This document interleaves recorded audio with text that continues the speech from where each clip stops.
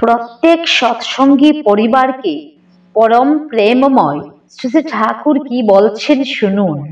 বহু সৎসঙ্গী পরিবারে ছেলেপেলেরা সৎসঙ্গ সম্বন্ধে বুঝতে পারল না, কারণ মা বাবা তাদের ভালোভাবে বুঝিয়ে দেয় না। হয়তো একটা ছেলে বাইরে থেকে মুরগি খেয়ে আসলো, মা বাবা খুব বকলো এবং মারলো, কিন্তু কেন মুরগি খাবে না, কেন খাওয়া উচিত নয় সেটা আর বুঝিয়ে বলল না। সৎ প্রত্যেকটি ব্যাপারে নিয়মিত যাজন লাগে।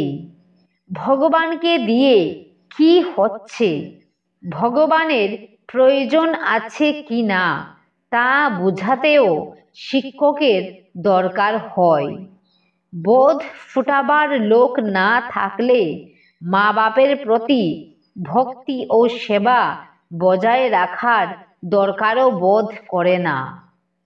পারিবারিক আলাপ আলোচনা যদি নিয়মিত না চালানো যায়, তবে ছেলেপেলেরা হয়তো বুঝতে পারে না বাবা দীক্ষা নিল কেন, মাছ খায় না কেন, নাম ধ্যান করে কেন।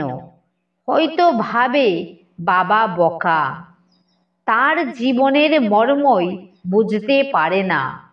গোড়া থেকে না হলে না জানা ও না বোঝাটা জমে যায়।